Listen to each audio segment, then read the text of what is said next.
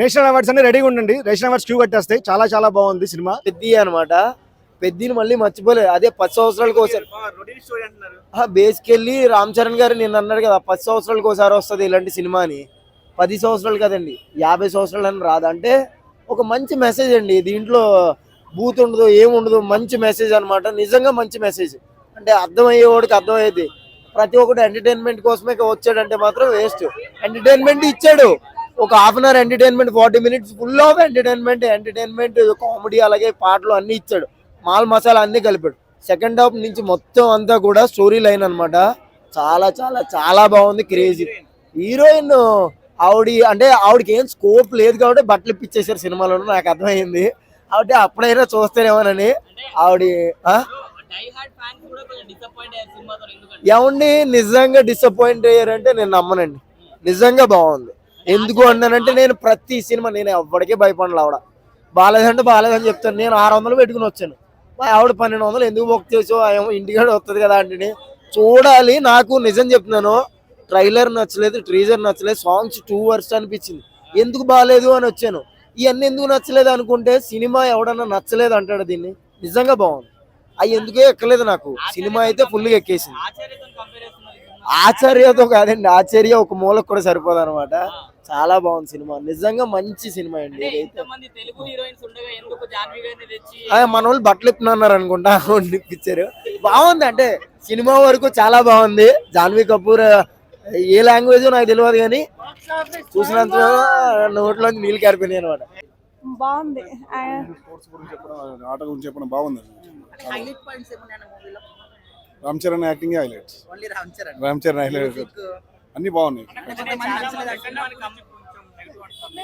లేదు బాగుంది. Second half కూడా బాగుంది. మెయిన్ ఆయన ఊరు గురించి అది చేయడం చాలా బాగుంది. లేదు బాగుంది. సినిమా పేరు తగ్గట్టుగా ఈ పెద్ద సినిమా సృష్టించిపోయే రికార్డ్స్ కానీ ప్రపంచం కానీ పాన్ ఇండియా లెవెల్లో చాలా చాలా చాలా పెద్దగా ఉంటుంది. పేరు తగ్గట్టుగా మీరు అందరూ ట్రైలర్ చూసే ఉంటారు కాబయ్యా. ట్రైలర్ టీజర్ అందులో క్యాచీ డైలాగ్ ఉంటుంది, పుడతామా ఏంటి మళ్ళీ అన్నట్టుగా. అట్లా ఈ సినిమాలో కూడా తీస్తామా ఏంటి మళ్ళీ అన్నట్టు తీశారన్న. బుచ్చిబాబు సానా గారు కానివ్వండి, రామ్ చరణ్ గారు కానివ్వండి, మన జగద్బాబు గారు కానివ్వండి, రెహమాన్ గారి మ్యూజిక్ కానివ్వండి, ప్రతిదీ వేరే టాప్ నాచ్ అన్న.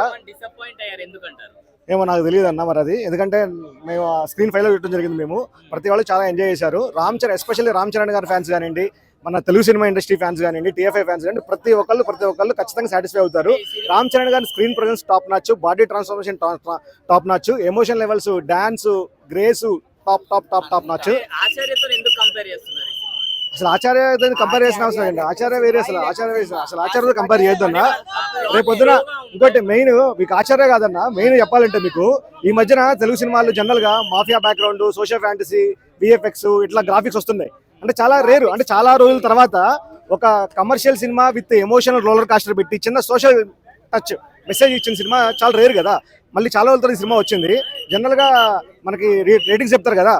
బుచ్చిబాబు గారు 10/10, రెహమాన్ గారు 10/10, రామ్ చరణ్ గారు 100/10 అన్న.